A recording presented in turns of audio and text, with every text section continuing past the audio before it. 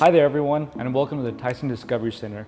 My name is Chef Sergio Herrera with the Tyson Food Service Culinary Team, and we are here to talk to you about some new, awesome culinary trends and what we're currently seeing out in the market. When people think of Tyson products, they largely think about chicken, but over the years, Tyson Foods has expanded and have grown their protein portfolio. As a matter of fact, today, Tyson produces 1 in 5 pounds of chicken, beef, and pork products in the US under iconic brands like Jimmy Dean, Hillshire Farm, Ballpark, State Fair, and IVP. Today, we're going to talk about one of our favorite beef categories, Advanced Pierre Steak Ease and Philly Freedom Sliced Philly Steaks. Who doesn't love a good traditional Philly cheesesteak? But did you know our sliced Philly steak can be used for so much more than just sandwiches?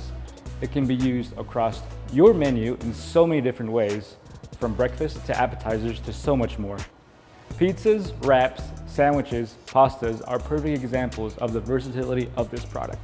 Today, I'm going to walk you through different Philly steak formats and proper cooking techniques for each. Then, I will show you a few different menu applications that we created here in the Tyson Discovery Center. Let's get your creative juices flowing around how you can maximize the ingredients already in your pantry and utilize these products in non-traditional ways. Now let's get started.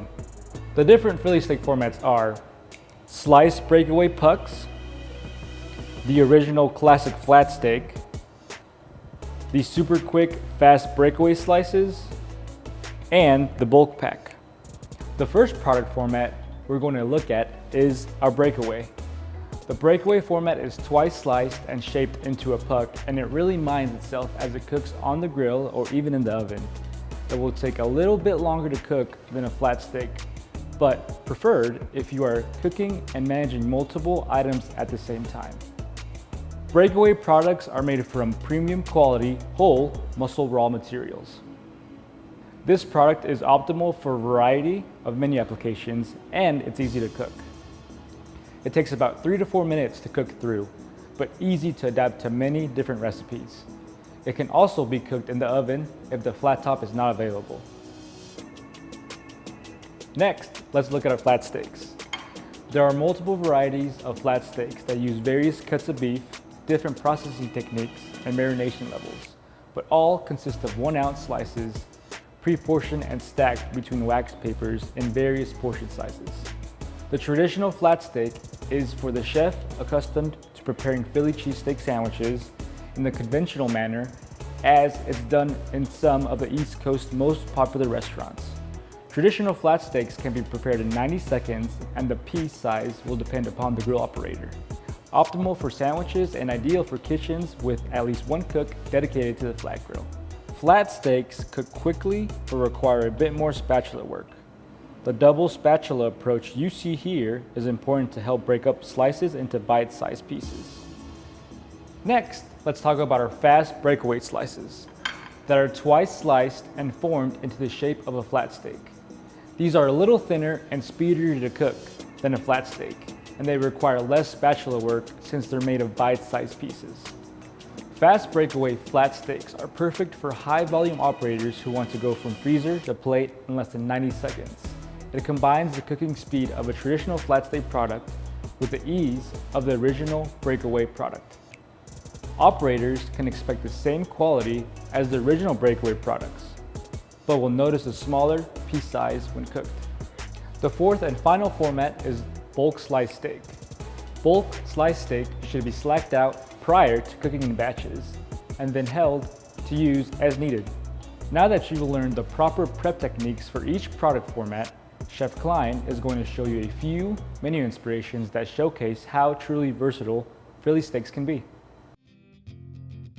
Hi everyone, welcome to the Tyson Discovery Center. My name's Chris, and today we're going to use our Philly and make a baked mac and cheese with it, carbonara style. First thing I do is I have some prepared Alfredo sauce. We're just going to start with that as our base. It's going to be a quick, easy, cost-effective medium to get all our flavors distributed throughout this mac and cheese. First thing we're going to do is mix in some diced caramelized onions that I have. Here we actually have some bacon that we've actually cut into matchsticks. It's going to work really well with the size of the pasta. I've got some freshly cut scallions. Some fresh herbs as well. These are tiny pickled teardrop peppers, and we want a couple of those in there too for some color and a little bit of flavor. And last but not least, we're gonna take some Philly that we could either use our fully cooked product, we could actually make some beforehand and just reserve it, and that's what we're gonna do right now. It's like I've made this beforehand, and I'm gonna use it in a couple different applications, so it gives me a lot of versatility that way. So first things we're gonna do is just get our ingredients kind of pre-stirred in there, and then we'll just dump in a little bit of our Philly. And there you go. And let's just fold this in. I don't want to overwork it. I want some chunks rolling through there. Now it looks really loose, that's okay. We're going to add this into our pasta next, or our pasta actually into this. Here I've got some fully cooked radiator style pasta, or ratatouille. It's just a different shape. What I really like about it is it has a little bit more bite and actually holds a lot of sauce. Not to damage our pasta, we're gonna use that folding method one more time. There we go. That's starting to look really nice. Okay, there we have our farce all mixed. Right here I have a cast iron skillet. I think this is the perfect opportunity for a baked mac and cheese carbonara style. So we're gonna fill that container. If you wanted to make this a small into a single serving, I would say this is an entree style portion. If you needed to put this inside a half pan or a half hotel pan, that would work really well also. Just make sure we get a fair amount and good coverage. Next thing I'm gonna do is just give this a light covering of mozzarella. I would say that's pretty light. I've seasoned some breadcrumbs that we've torn and kind of ripped and used stale bread for this. So I could just use regular breadcrumbs, but I had the opportunity to use some stale bread, and we actually tore and ripped it apart and then seasoned it. So I've got some parsley, oil, salt and pepper and garlic in that. We want to just top our mac and cheese. Make sure we get a nice layer of crumbs. We're gonna place this in the oven for a while to get that cheese all melted and bubbly through. Once we're bubbling all the way through, we're ready for service. We'll be right back. Hi everybody, we're back, and I just pulled this pan right out of the oven and it is wonderfully bubbly and hot. What we're gonna do is plate it up for you. I've got this small little escoffier here, and we'll just grab a spoonful, make sure we get all that cheese and everything off the bottom. And there we have it, folks, our steak carbonara baked mac and cheese. A wonderful product that could be a lunch or dinner, entree or side. Thanks for joining us and take care. Bye.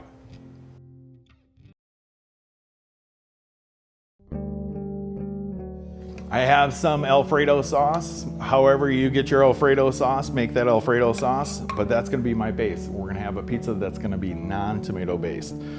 So I'm gonna start with a couple ounces in the center, slowly circling outwards. And I wanna leave about a ½ inch or so on the edge. I'd say that's pretty close to a ½ inch. We've got some bacon strips that were about, I would say, 80 to 85% of the way cooked. We didn't want to fully cook those because we want them to be crunchy after the pizza comes out of the oven and not extra crispy. I got some caramelized onions. That looks really nice right there. I love caramelized onions. That little bit of sweetness is going to go really well. Some roasted red pepper strips for a little bit of color and flavor. I'm just going to put some right around. Make sure we've got nice distribution. Got my shaved steak right here, actually. So I've got some fully cooked shaved steak. It's okay, we want good distribution and coverage. So a lot is okay right here. So I like that really, it looks nice. Let's finish it off with a little bit of grated Parmesan cheese.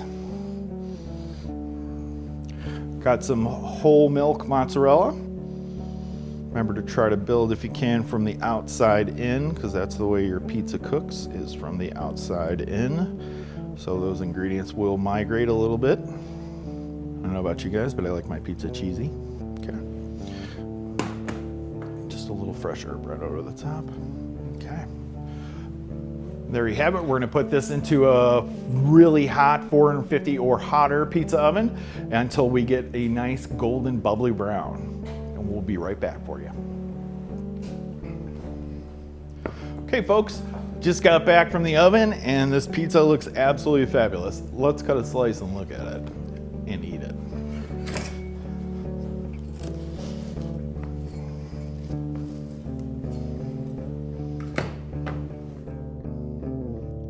A little bit of parm over the top. A little bit of fresh herb again.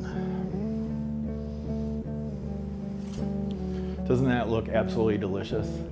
Thanks again, and we'll see you next time. First, let's run through our ingredients for our fried rice. We've got some fresh cut scallions, some water chestnuts, some carrots that I've already pre-sauteed, some fresh pineapple, some garlic. I've got some eggs that we're gonna put in that as well. We're also gonna season that with a light soy sauce to reduce our overall sodium in that dish. We're gonna finish that off with a little bit of our Philly meat. You can either use a fully cooked or actually cook some from raw. So let's head over to the stove. Alrighty guys, I've got my flat top nice and hot. We're gonna put down a little bit of soybean oil and we're gonna get our onions and carrots on first. And water chestnuts. So we can do this right inside a tilt skillet if we needed to. Some fresh garlic. And what we're looking to do is catch some coloring on the edges of that garlic, and that's when we're ready for the rest of our ingredients. Make us a little well for our fresh eggs.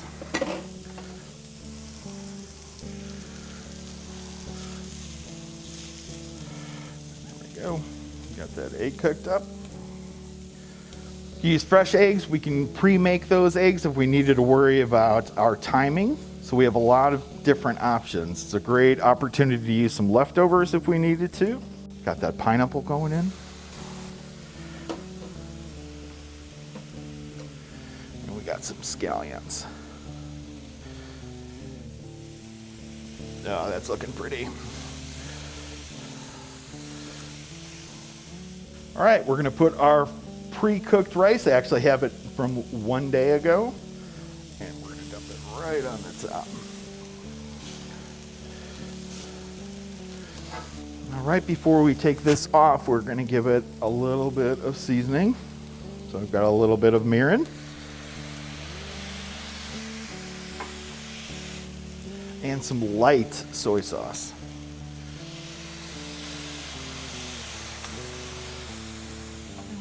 Add a little bit of our pre-cooked beef right in. And there you have it. I'm gonna give this a little bit more color on the top, and then we're basically gonna pack this off right into a pan for service. Okay, first we're gonna do is put down a little bit of oil.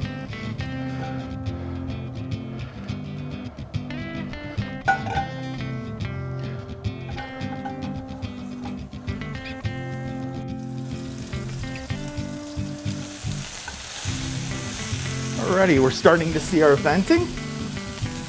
It's a good indicator.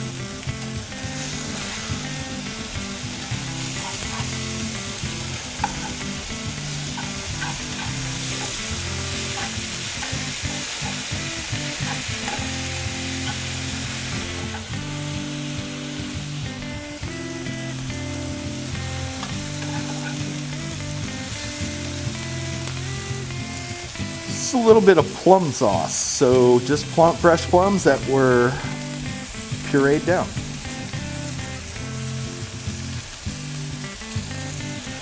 And what that's going to do is add a little sweetness to our teriyaki sauce.